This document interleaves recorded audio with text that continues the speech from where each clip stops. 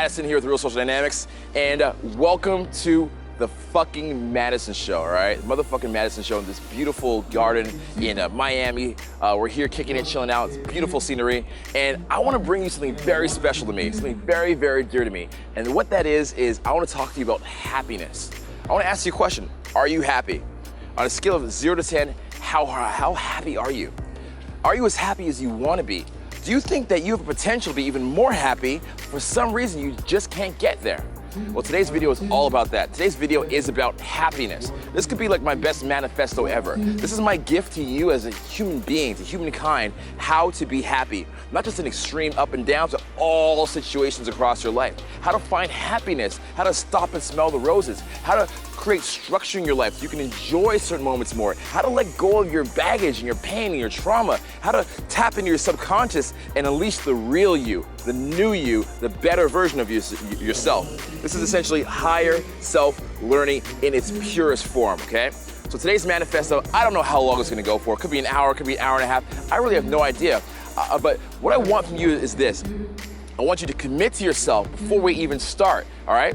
Like, no bullshit, no bullshit. Commit to yourself right now before we even start. Commit to yourself that you will implement this. Don't just watch it like it's some nice fancy entertainment, right? Like, oh, that was fun. Commit to this. Take notes, and right after the video is done, even before the video is done, stop the video and start to ask yourself, how are you gonna implement this in your life right now?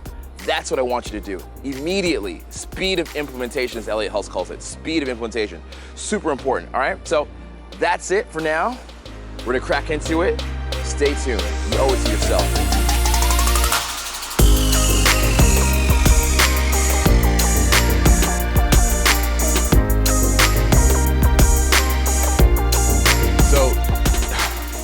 Kind of crazy for me to say, but I've had a lot of amazing experiences this year rolling with the RSD crew, right? Like, I've literally, like, legitimately, like, no doubt, no bullshit, I've lived in $10 million mansions. I've, been in Lamborghinis, limos. I've traveled to, man, the best parties, mansion parties that have, like, camels at the front lawn. I've eaten the best steaks in all of North America. Some places like Pacific Dining Car in California, or best food at Steve Wynn's Steakhouse in Vegas, or like it's on the regular. Right? I've hung out with Playboy models. They've referred me to friends of theirs. Like, I've done all of that, all the high extremes, right? And through all of that, what I've really learned is that happiness is not some big thing that's an event. It's not an event. It's the everyday in between. It's the everyday in between. One of the biggest problems I see on a boot camp program, which is a program we do every weekend with students where we take them out into the field, into bars, lounges, nightclubs, and teach them how to talk to women. One of the biggest challenges I see is that the guys are really, really engaged and happy when they're talking to the woman. But then as soon as they get out of the interaction, the walk away, they are like, they just kind of like slink back down into their sorrow and their unhappiness, kind of like, oh, like sadness again, right?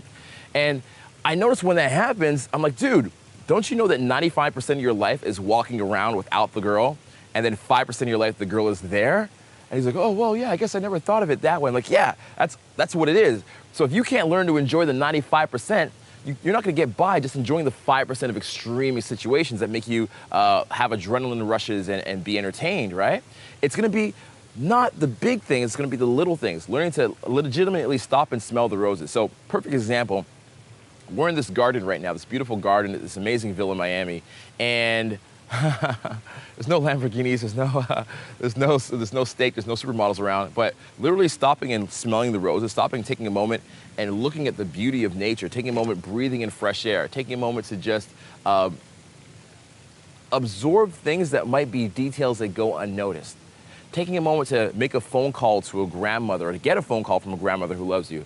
Taking a moment to actually write a handwritten note to a friend. Taking a moment to pick up an old toy that you had as a child and reflect on a cherished memory.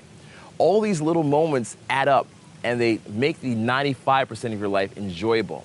What you want to do eventually is get to a point where you're not focused on the big extremes and the big lows, but you're focused on the in-betweens. You're enjoying the in-betweens, okay?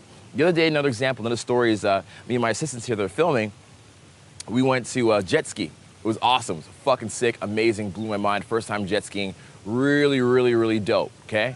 So we go jet skiing, And while we're jet skiing, it's sick, it's adrenaline rushing. You know, we're going like 65 kilometers on these choppy waves. They're just bouncing us up and down, all that good stuff. And then we get off the jet ski. So what do we have? Jet ski's gone. That was an hour of jet skiing, it's over. So what do you have? You just have the memory. You just have the memory. And you have to enjoy the memory sometimes. Sometimes the memory is gonna be better than the actual thing. And you'll find a lot of times too, when you're going off after these extreme highs like skydiving or just these really cool concerts and situations, you'll find that they don't live up to your expectation of what you think it should be, right? Like, who was I talking to about that? I was talking to Johan, my assistant Johan, about this. And we're talking about how, you know, he's like, what city was this? I think Vegas. He's like, is Las Vegas amazing? Is it amazing? Is it dope? I'm like, yeah. But everything that you do is gonna be about 2 notches down of what society tries to sell you it as. Like, for example, you read the sports page, or you read the travel brochure, or you see the commercial. It's like, Las Vegas, yeah. It's like party, drink, shots, booze, fake boobs, yeah, gambling, party, drink, shots. And you're like, this is amazing, I gotta go to Vegas. And then you go to Vegas, your experience is never gonna be that good.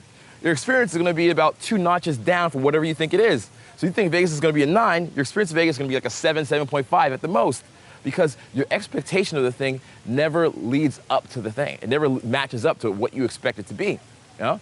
I read in another book about happiness, I can't remember which book this was, amazing book. It's a story about a guy who's on this trip, he's hunting or he's traveling the world, and he's remembering this ice cold drink that's in his hometown. This ice cold drink he gets at this little shop somewhere, and it's got like fruit mixture in it, and he's just so excited to have this. As he's traveling, he's climbing these like Mayan mountains, he's climbing like these really hot areas and going through this African jungle safari. He's like, I gotta get home and I gotta have this ice cold drink. He's like just thinking about it. It's like his motivation for when he's like at his, about to pass out from dehydration, okay? He's like exhausted. He's thinking about this drink. And then what happens?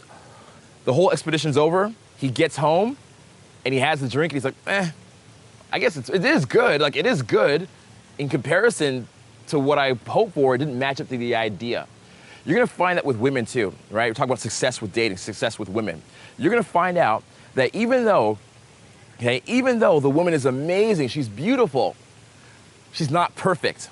And in the beginning, you're gonna focus on how amazing she is and how wonderful she is and how flawless she is. And as time goes on, you're gonna start to notice the little details in her, little things that piss you off, little things that you're not compatible on, little things that annoy you. And you say, wow, she's not as amazing as I thought she was. You're gonna notice she's not as great.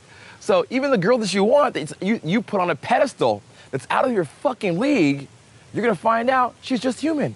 She's not gonna match up to your idea of how amazing she should be. So what I want you to do is this. I want you to let go, okay? Big thing. Let go of the anticipation of how good and how exciting and how fulfilling these top adventures are gonna be, or these top engagements and details or expeditions are gonna be.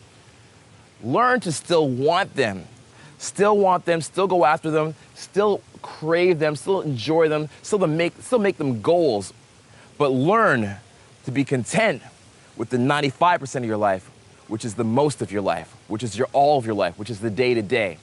When you can make happiness to those moments and make love to those moments, that's when you're gonna see true happiness come to you. Fuck yeah.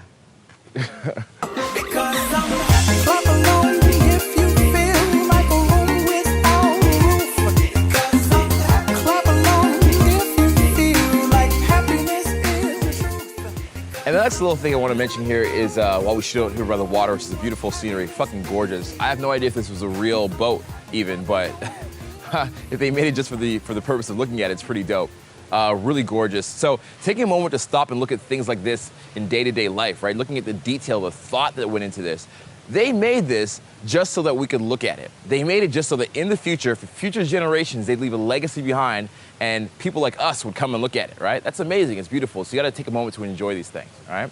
The next part I wanna mention is all happiness has to first start with internals, all of the internals. And that's really a strange thing for people to think about. They're like, can't I rely on outside stimulus to make me happy?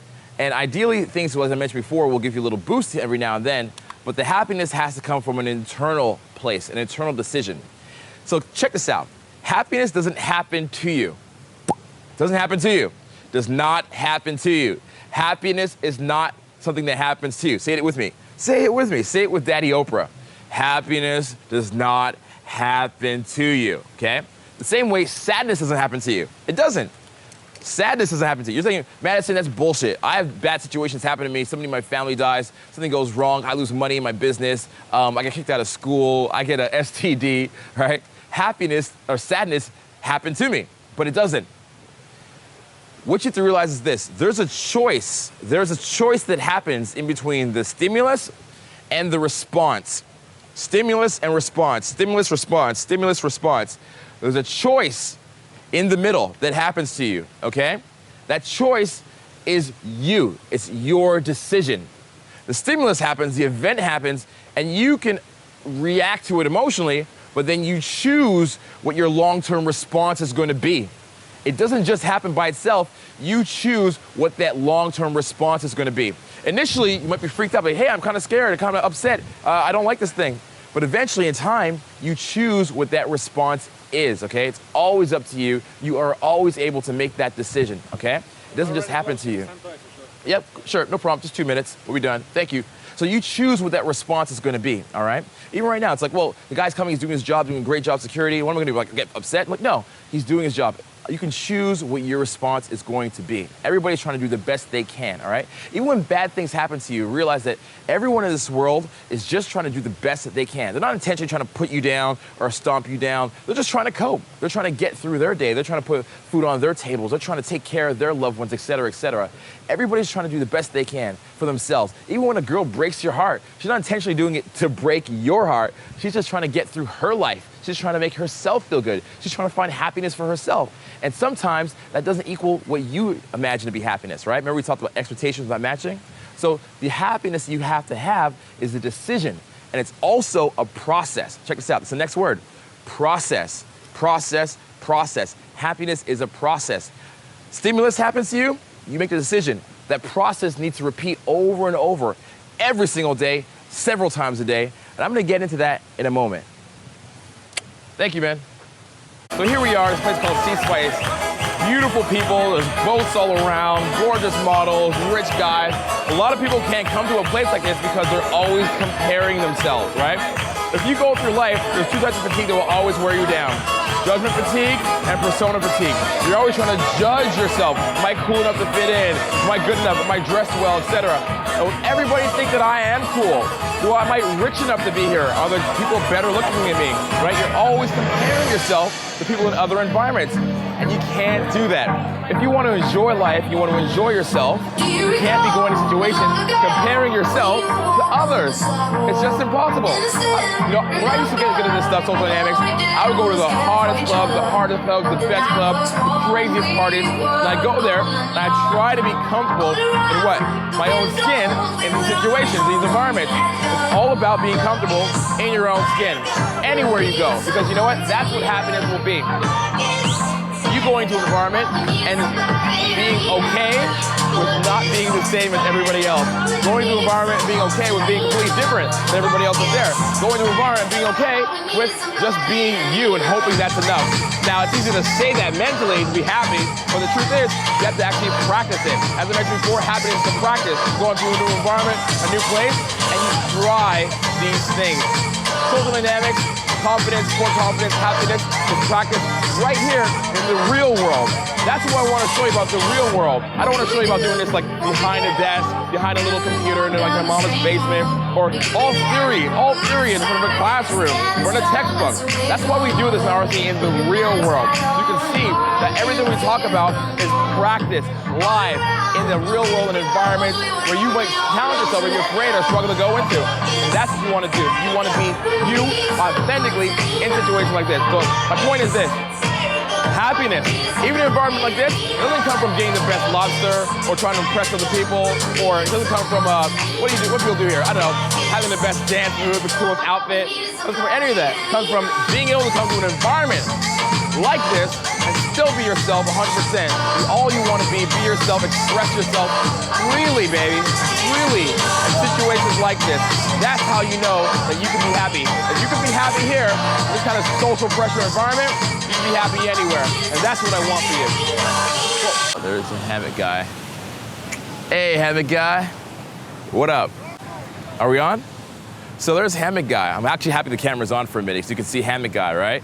I've always respected these people that are like, I just want to go to the beach, or I just wanted to just like live on the beach and surf every day. Because when you realize, you know, on one hand you can say, well, people like that, they're just completely ignoring all the responsibilities of life. They don't care about getting the white picket fence, they don't care about the career and the job, they don't care about a lot of things that in society we put a lot of importance on. But on the flip side of it, what are they doing? They're just living their passions and enjoying their time, right? I found the more that I actually chase success, I've always been very success-driven myself in my life when it comes to career or finances or just business, relationships, friends. I've always been very success-driven. But I do respect people that say, you know what, success isn't for me. Success-drivenness isn't for me. I just want to enjoy the moment. So think of it, even right here, right? There's people that will come to a beach like this, Miami, South Beach, Florida. People will come to a beach and they can't even enjoy themselves when they're at the beach. That blows my mind. They'll spend a couple $1,000s here, get a nice place, come here, sit on the beach, and be miserable. Do you know like an aunt or an uncle that's like that? They come wherever they are on vacation and they're miserable? Why does that happen? Let's talk about that for a second. Let's talk about that for a moment, make it a subject. Well, I'm not completely sure, but as far as my understanding has gone with dealing with thousands of people internationally around the world about this, the saying is no matter where you go, there you are. So no matter where in the world you're gonna end up, you're still in your body. You still have your own habits of thought, your own habits of behavior, your ways of looking at life, your ways of looking at the world, handling situations. So no matter where you go, there you are. You're still gonna be stuck there with the same internalization problems, right? Internalizing. So if you come here and you get a bad business call, or you get a call about your bank, your stocks are down, or whatever it could be, you come here, you get that phone call, are you gonna be able to distance yourself from that stimulus and still enjoy the beach? Still enjoy the windsurfing like that dude, right? Are you gonna be able to do that? Are you gonna be able to just stand here for a moment and absorb the sound of the waves in the background, the ocean, the salt air, right? This is how fortunate we are to be alive in this day and age where we can actually come here. We're in Miami, there's tons of Cubans that are here. For a while, the states, for many, many generations, the states couldn't trade with Cuba. And now this year, Obama opened up the trade, and now there's a whole bunch of Cubans here this year, even more than before, right? They're just happy to just even be here. They're happy to do things that they couldn't do before. They're happy to have that trade they didn't have before. Now, I'm not saying the trade is right or wrong or good or bad. That's not my point. My point is the opportunity to enjoy. How much do you embrace that opportunity to enjoy, right? We're living in such an amazing day and age of our time and our existence, our society as human beings, social development, cultural development. We can just enjoy life to a way that's never been, a scope that's never existed before. And are you actually enjoying that? Are you taking a moment to enjoy that? Are you getting sidetracked by the problems in your head? I want to cut to a clip right now. We're going to see me coaching a student on an infield in a boot camp, which is a program that we run every weekend where we take people out to bars, lounges, nightclubs, and teach them about social dynamics. I want to cut to a clip where you're going to see me talking about how the mind is like these clouds in the back, right? And on a beautiful day like this, you'll have orange sky, you'll have a blue sky, you'll have a little bit of a light green sky. But on a beautiful day, you'll have these clouds that are just kind of fluffy and floating along. But on the turmoil days, you have rain in your sky, you have thunder in your sky. And if your mind is the sky and the thoughts are the clouds, the question is, what do you do when there's a cloudy sky? What do you do when there's negative thoughts in your mind? I want to cut to that right now. And the meditation again is like understanding that you just have to let go of the expectation in the moment at least. Before, during pre-brief, expectations. After, during debrief, what you're doing right now, we're doing a debrief of last night, expectations. But in the moment, completely enjoy it. Letting go of as much baggage as possible. So the way I describe the mind is like this. You guys can write this down. So the way I describe the mind is like this. It's a blue sky, okay? Blue sky. And that's our mind. That's our mind, okay? Sometimes it's not blue, sometimes it's a little gray, sometimes it's a little off color, but that's our mind usually. When it's good, it's blue. Our mind is healthy. And then we have clouds in the sky. Those are our thoughts, okay? So there's a difference between mind and thought. Mind and thought aren't the same thing. Mind and thought are completely different. Your mind is just stillness. It's static stillness. Your thought is the up and down chaotic action When you're calmed down and relaxed, your mind is okay with the thought. Essentially, it's like, oh, here's my mind. Cool, this is mine. Oh, there's some thoughts there? Oh, that's an interesting thought. Ha ha ha, look at that, I'm angry about something. And it's just like a cloud in the sky, it passes. You're not hanging on to the thought. But some thoughts are like gonna be crazy, and they're gonna be like destructive, and other ones are gonna be more okay, like not as destructive. But the idea is, when you walk up to a girl, or even when you come into a pickup program, is that you don't come with the cloudy thought. You don't come with the baggage, right? It's essentially a cloudy thought from your past is baggage, right? Eckhart Tolle calls it the pain body. That's when you're attached to your old negative feelings. We have an energy coach that we work with, all the instructors work with, called Glenn, and Glenn calls that low vibration energy.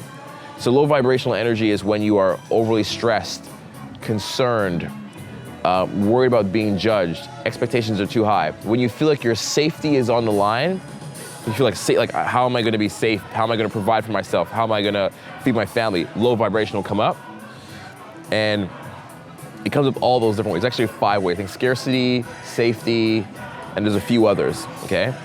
Those are some big ones. So when we start to get into those headspace of those concerns, automatically our LVE rises, right? Our low vibrational energy rises, which is different than high vibrational energy. High vibrational energy is abundance. I want to share with the world. I want to make an impact. I want to spread love. I want to be carefree. I want to be loose and let others be loose as well. I want to inspire others. That's high vibrational energy.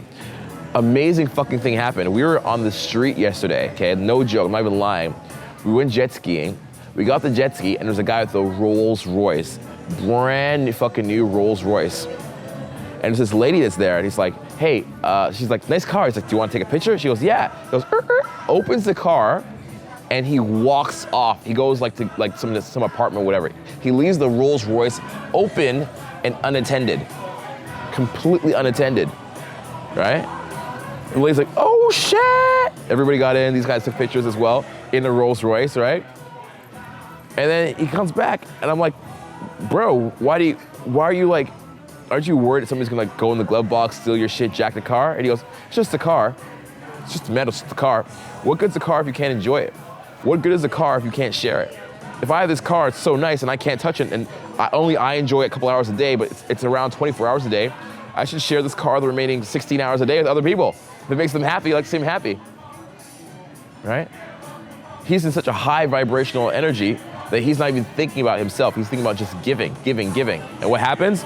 Nobody fucks up his car in return. Nobody's gonna jack him, nobody's gonna steal it, because like, yo, this guy's selfless, right? That's high vibrational energy. So what happens is, if we come into, let's say, the boot camp, and our concerns are, how am I gonna fix this bad thing that happened in the past? Which is a fair concern, right? How am I gonna fix this bad thing that happened in the past? How am I gonna make sure that I'm not emotionally trapped? How do I make sure that I'm not emotionally dying? How do I make sure that I have my safety, my security? You're essentially focusing on the negative, right? It's like, you know the expression, whatever you focus on grows? So if you're focusing on lack, the lack grows.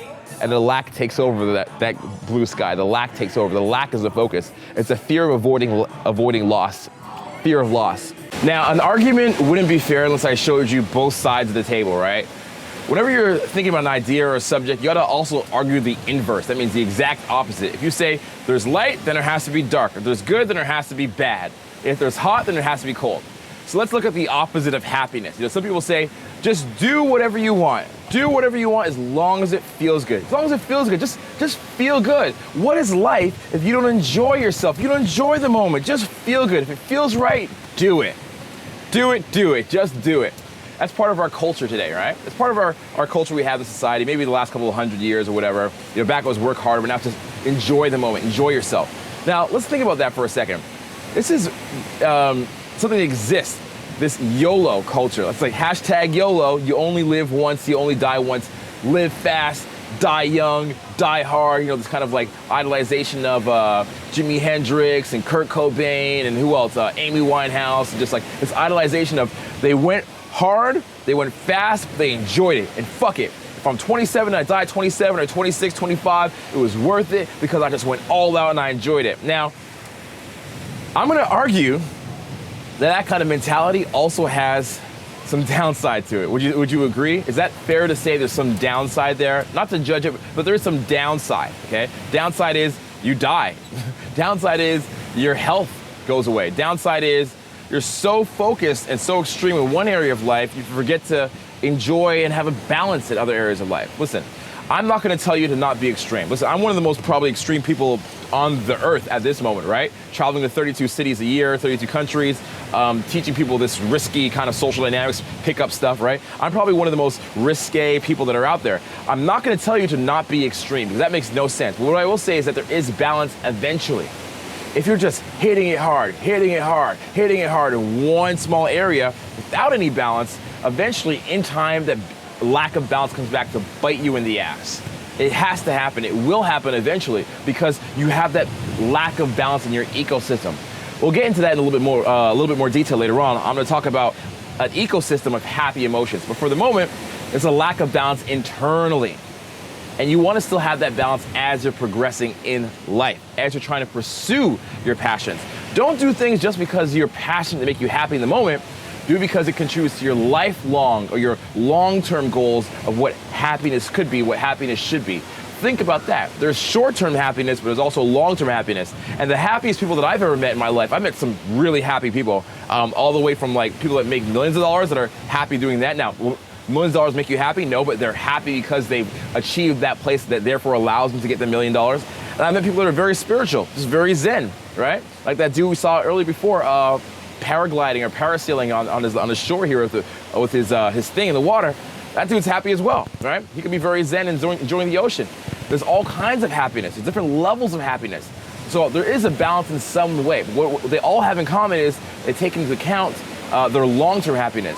They consider what is happiness to them in the long term over a long stretch of time, not just short-term happiness for the day-to-day.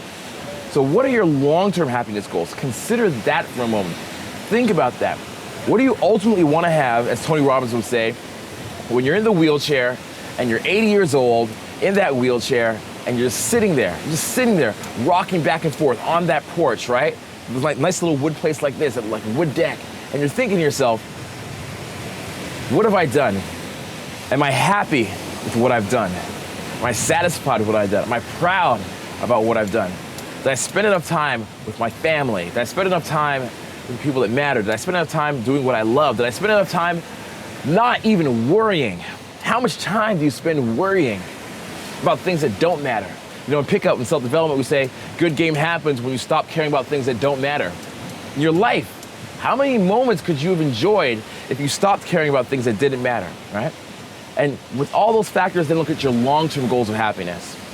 What do you need to be happy once you're in that wheelchair or that rocking chair or on the deathbed and you've got the IV plugged into you, your family's all around? Are you satisfied? What could you need to die in peace? You know, a lot of life isn't just enjoying the moment, it's also thinking about death, to be perfectly honest. I spent years thinking about death. I'm not in love with death or the idea of death. I don't want to die at all. I'd love to live to be 10,000 years old. You know, God willing, I would do it if it existed. I wouldn't go to the extent of like freezing my body like Walt Disney or all these other things, these rumors you hear. But I would love to death. I would love to not die. I love to death the idea of not dying. I thought about death for years, about 3 or 4 years of my life. I think death was the focus of my life. Every day I woke up and I thought about dying. That's crazy, right? The first thing I thought about as I woke up in the morning was what I want to do today and what would happen if I died today. No bullshit, no joke. What would happen if I died today? How could I get the most out of today if I died? So death is not a curse. It can be a blessing in a way because it allows you to put life into perspective and think about the moments you're having. Really squeeze the juice out of those moments of life you're having at that moment. Enjoy them. Death can help to put things in perspective, okay? So what I want you to do is also think about an opportunity in your life and think about that moment of death approaching. What's the urgency to enjoy the opportunity? What's the urgency to take action on that opportunity?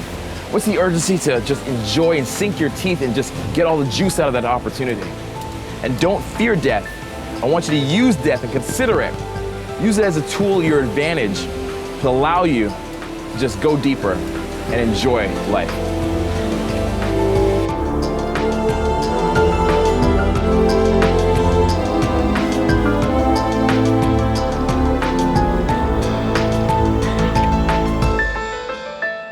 Let's talk about two other ways to kind of enjoy the journey or the development of happiness.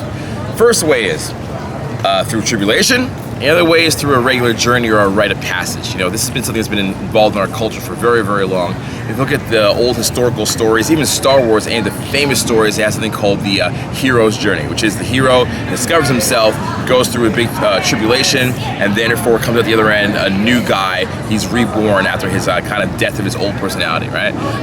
When I think about people in our society, or even some movies that kind of try to capture this, one of the best ones that comes to mind, I'll mention two.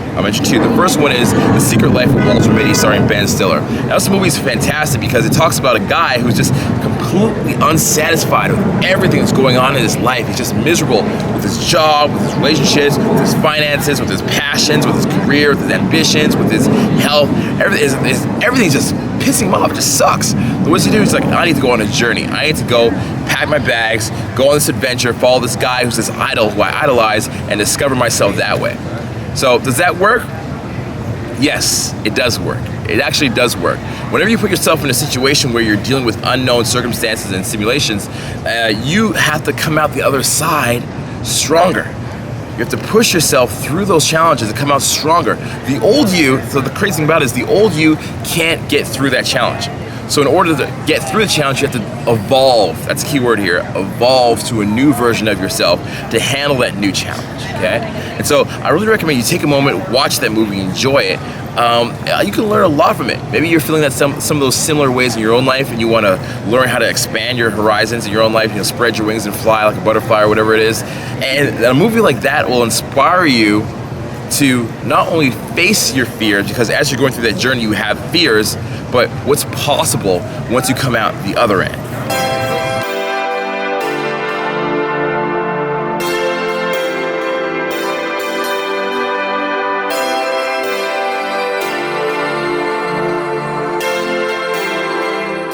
Another movie that I want to talk about is a movie called Hector and the Search for Happiness. Very, very fitting title. In my personal opinion, this is probably one of my 5 favorite movies in my entire life, okay? So the movie, the premise is this. It's a guy, he's a psychiatrist, psychologist, he's interviewing people, and all of his clients are so unhappy. He's like, what is happiness? I'm gonna make a very educational guess, and I'm gonna educationally pursue happiness. I'm gonna find out what it is to write a book. So that's his whole idea. So in this movie, he has this great girlfriend, she's wonderful, he has this great life, but for some reason, none of it makes him happy at all. None of it. He's just miserable on the inside. He doesn't admit it to himself because he has all these tangible things, but deep down, he actually is unhappy. So what he does is he decides to go on a vacation, a big adventure. He goes to Tibet, he hangs out with Tibetan monks. He goes to Asia, and he meets this really, really rich, millionaire guy who thinks, if I had millions of dollars and I was partying like this every weekend, I'd be free and I'd be happy and I'd love it. So then he ends up meeting actually this prostitute that he falls in love with, and he's like, it was just a game for her. Maybe I wasn't happy. I lusted her, I craved her, I wanted her. For some reason, I wasn't happy at all. Then he ends up going, after Tibet, he ends up going to Africa. He meets this African family, and he has sweet potato. I'm kind of ruining the movie for you here, but you'll enjoy it anyways. He has this sweet potato meal with them, and they're all poor, and they're just thrilled to be alive. They're so happy to be alive, even though they're poor. And then last but not least, gets kidnapped. And while he's kidnapped, he actually is saved while being kidnapped from a drug lord who was nice to earlier on. So all these things happen in the movie. At the end of it, they figure out that happiness isn't something that you have as one emotion. It's not like I have happiness now. Happiness is what I have. It's not one emotion. They found out that happiness is actually a combination of several emotions. Love, appreciation, admiration, honor, all these together make happiness. Even being afraid to miss the person that you love and people that you care about, that also creates happiness, right? So at the end of the movie, the big quote is this: happiness is not something that you pursue, okay? Pursuing life doesn't make you happy. What it is you are pursuing things, or you're happy because you're having a pursuit. Your happiness is because you're taking action. Not because you acquire a certain thing, but just because you're taking action. So I definitely recommend you check out that movie. One of my top, again, 5 movies I've ever seen in my life, and I really enjoyed it. In this part of the video, I want to talk about the chapters of happiness, right? Up until now, it's been a lot of theory. I want to say exactly precisely what chapters of your life you can work on to actually find that happiness. And there's a few, okay, there's a few. The first one is religion and spirituality, health, wealth, and relationships. These are proven. These aren't like things that I'm making up. This is like been categorized all throughout history. A million authors have written about this. It's kind of a well-known fact. So the first one I want to talk about is religion. Now, spirituality as well. I personally have been very, very open to it. I've looked at a lot of it. I've studied it pretty much my whole life, okay? I've always been into spirituality. I've read the Bible from beginning to end, like every single page of it, every single sentence. If I didn't understand something, I went and I researched and referenced it. It took me a year and a half to do it, but I did it. Even the Quran, right? I don't necessarily follow those views, but I said, if there's 1 billion people on earth that believe in something, I want to understand why they believe it. Let me figure out why they believe that thing. Let me understand what they're thinking, okay? So I'm not either for or against any particular religion. I'm always trying to have a balanced view and educate myself on these things. Now, with that said, religion does have pros and cons for a lot of people, okay?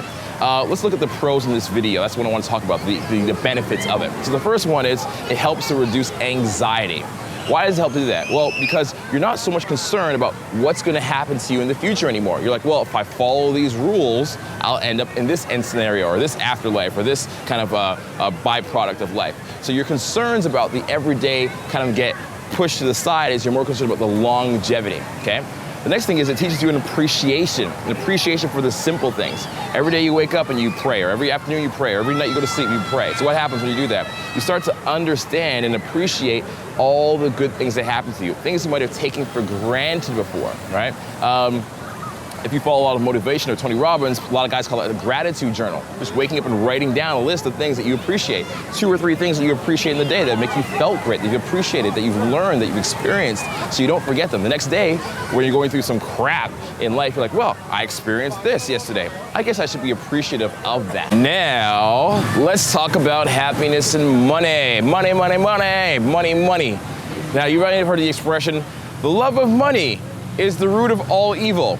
I absolutely believe that. If you love money and money is your priority around before your health, family, spirituality, it can lead to evilness, okay? But not having money could also lead you to evil. Think about all the poverty, all the crime that happens, the majority of crime, not the high roller banker crime, but like the white collar crime, but like the everyday blue collar crime happens because of a lack of money. It happens from poverty. At the same time, I mean, I look at the other side of the argument and I can say, well, there's a lot of people that are poor, right, in third world countries, and they're just having a great time. They're able to just wake up with their families, have a meal, play in the mud, play in the dirt, and enjoy waking up, enjoy the sun, enjoy the air around them. So there's both sides of the argument, okay? I understand both of them. But now what I want to do is look at how money can actually help you be happy. All right, so first of all, the love of money is the root of all evil. I know people that have no money and they are pretty evil. What happens is when you don't have money, it puts you in a stressful situation, okay? It increases your stress, your cortisol, your worries. Imagine not knowing what you're gonna eat the next day, how you're gonna survive. It puts you in a situation where you can't even enjoy the moment. It takes you out of presence, as we talked about before. Also, when you don't have money, it decreases your security, right? You don't feel secure about your ability to even provide for yourself. You don't feel secure about your ability to take care of yourself. You want to take care of yourself. You want to be able to provide for yourself, but you can't.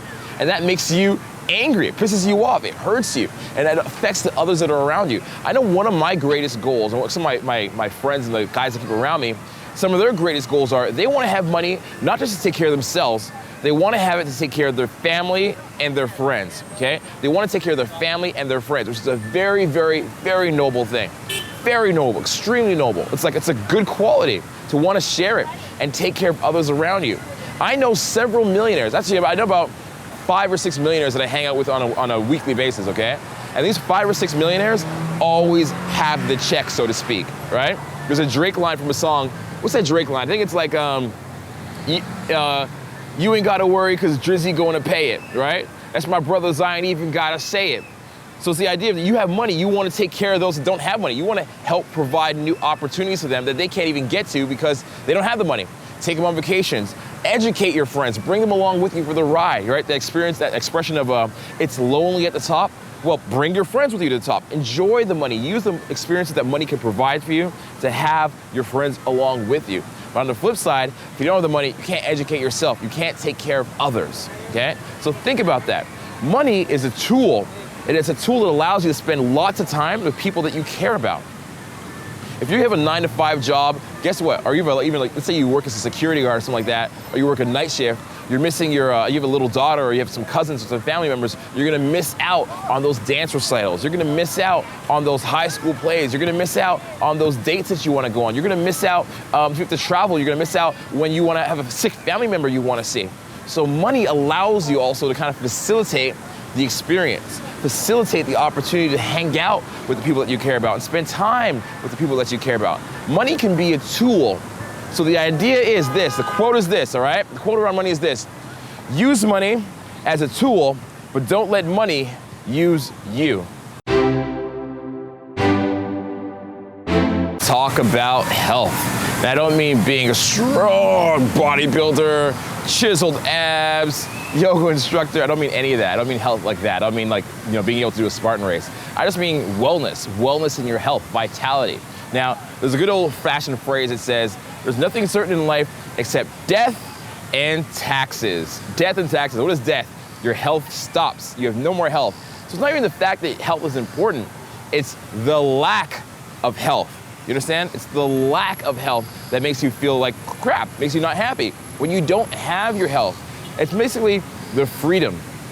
It's the freedom to not be able to do what you want. It's the lack of choice when it comes to health. Not being able to spend time with friends, not being able to go for a run, for a walk, right? You see people in wheelchairs that can't go for a walk sometimes and they're grumpy, but on the flip side, I know people that can't go for walks in wheelchairs and they're happy because they just accept it and they enjoy the moment. So there's pros and cons, there's positive and negative, there's both ways to look at it, right? But the main thing about health is the lack of freedom. You want to take care of your health so that you have the freedom to enjoy your life. You're able to do things, When it comes to dating, you want to take care of your health so you're able to meet that girl when you want to meet her.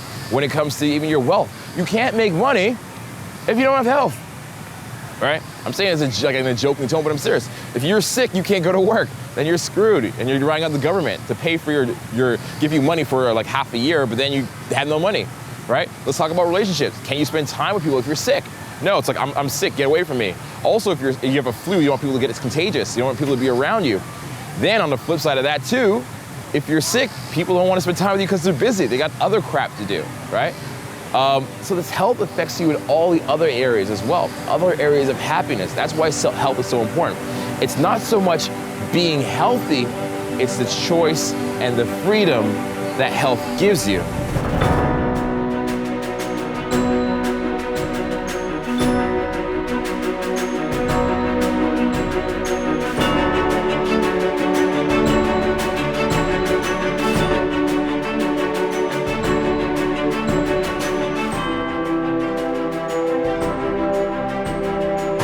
Now I want to end this video with the last and final part of the journey, the saga, the epic story of happiness, which is not just happiness with you, but happiness with others, happiness with the world, sharing with others around you.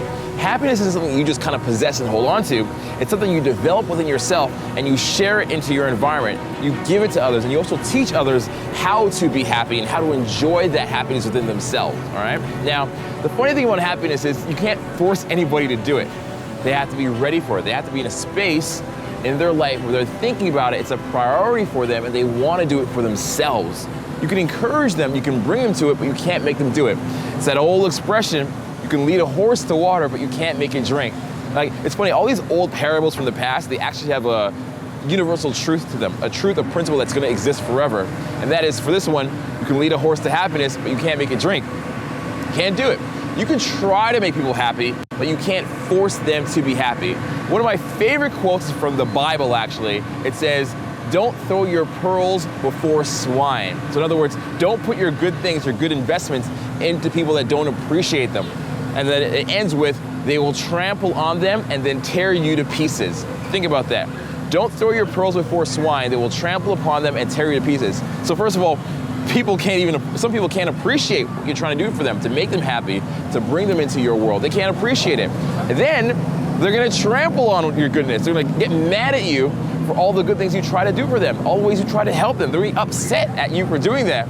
And then they're gonna be mad at you and tear you to pieces, tear you up, destroy you. So it's like, wow, not only did you attack me, but you took my good things and shitted on them, right? So the idea is, happiness is not something that you can make people do or make people be ready for. You just share it. Share, share, share. Contribute to the world, right? Smiling at a stranger, making people happy, doing the best you can to make them feel good and teach them how to be happy, teach them this practice of being happy. Everything you've learned in this video, you can now share it and encourage others and educate others on it. And last but not least, on top of that, invest into others, also invest into you. Don't invest into everybody. You don't want to invest in everybody. Not everybody's ready to be invested into. That's the point. But invest into others who are also willing to invest into you. You want to make sure your efforts go into people who are ready for it, because if you don't, what happens? You just get pissed off. Just angry at the world. I do this for this person, they don't appreciate it. Nobody understands how hard I work. Nobody understands how hard I'm making an effort. I do this and this and that. They don't even care. They just trample on me and tear me into pieces. So you want to invest your efforts into people who are going to appreciate it. Now, does that mean you have to invest your efforts in people who are like on a top level, like only like high class, high level successful people? No. But what it means is you want to invest in people who are on your level, ahead of you, and below your level, wherever you're currently at. Try to make those people happy. Happiness isn't also just like trying to bring people out of the gutter. It's relating to people who you have commonalities with, and also giving to people who are on a higher status or higher level than you. All right, a lot of people think, if I have somebody that's on a higher level, why would I try to make them happy? Like, let me give, let me see what I can get out of the situation, mentors, etc. But it's not always about you. Happiness is about giving it to others. The journey of happiness is about giving to others. The spirituality of happiness is about giving to others. It's never about you. Happiness can only happen when you're ready to live outside of yourself. Think about that for a second. Like, take a moment, like literally think about that for a second.